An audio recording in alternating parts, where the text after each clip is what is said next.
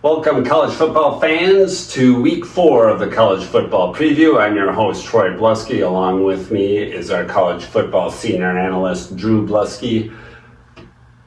Drew, we got 4 good games on tap this week to discuss, but before we analyze those 4 games, I want to ask you what's going on in Gainesville, Florida with those Florida Gators as they took another one on the chin against Texas A&M last week.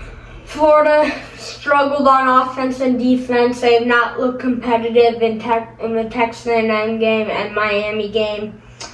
With the quarterback situation, I would start Graham Mertz, if he isn't doing well, put DJ Legway in for a few drives, see how he's doing. But their offense and defense haven't looked good. And a lot of people are saying fire Billy Napier. If they did fire Billy Napier, any ideas who they might get at coach or who you would like to see? I don't really know that. You don't know that at this point? What do you think? You gotta give Billy a little more time yet?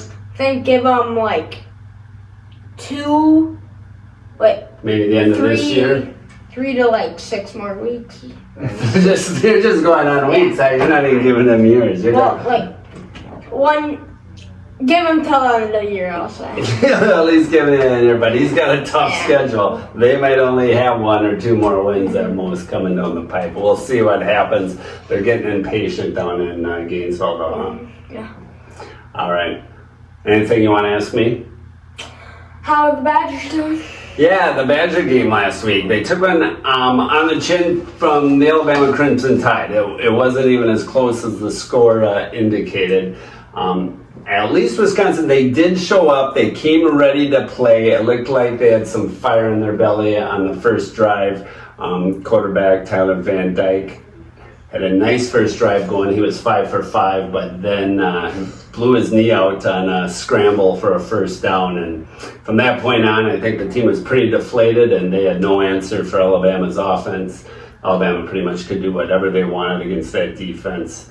Braden Locke came in for Tyler Van Dyke and struggled. So it's a good thing Wisconsin has an off week this week. They need to give Braden Locke more reps, and they need to get him ready for a very, very talented USC team who they play next week.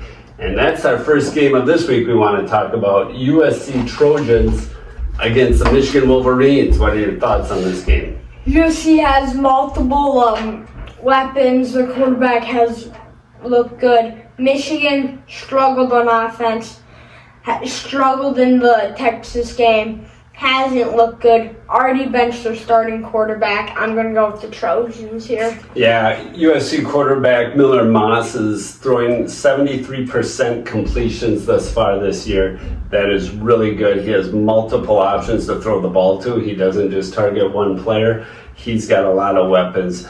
USC is going to be difficult to stop. Michigan's going to try and really just run the clock, grind this thing out. The quarterback they're starting is this Alex Ori. He's a big, strong guy. He likes to run the football. They're going to probably have a lot of sets where they have double tight ends, probably some fullbacks in there.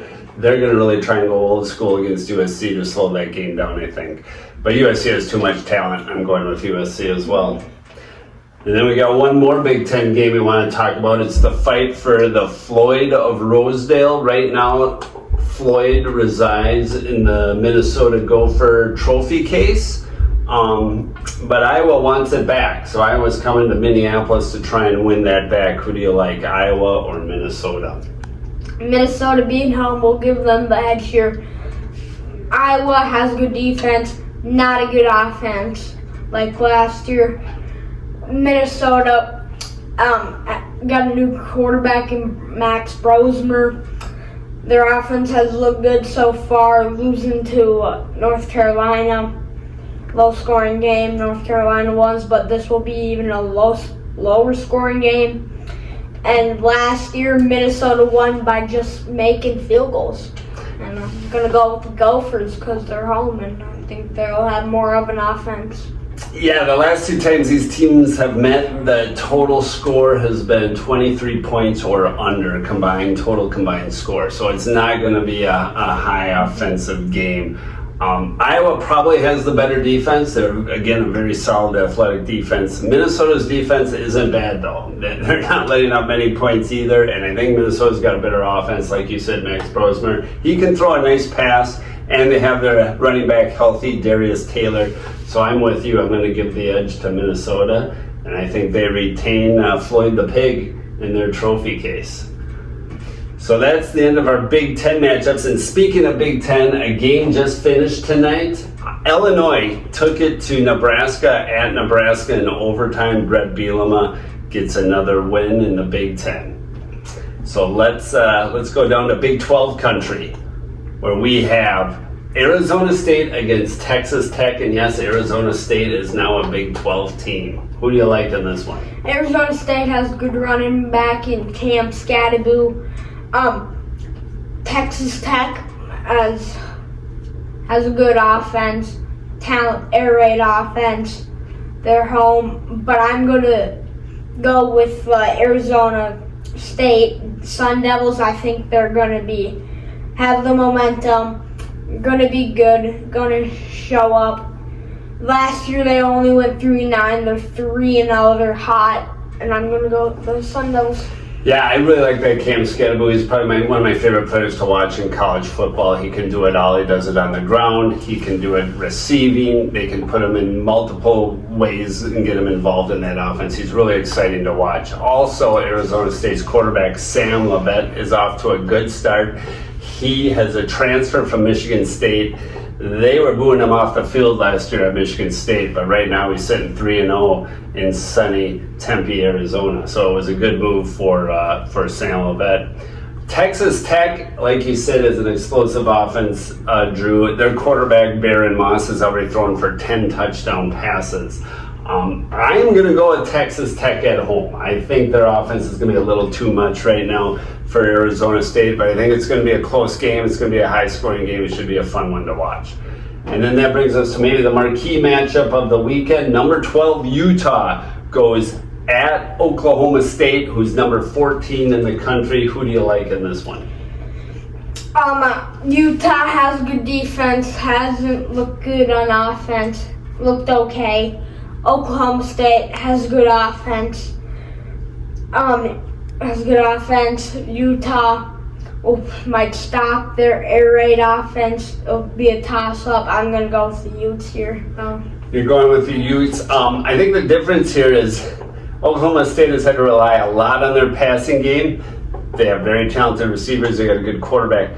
But Utah has one of the best front fours in the country. They already have 10 sacks on the season. If they get that pass rush going, I think it's going to be too much for Oklahoma State. I am going with Utah. Plus, I think their coach, Kyle Whittingham, is one of the best coaches in college football. He knows how to win the big game. He's going to show Oklahoma State that Utah is a new dominant team in that new Big 12 conference.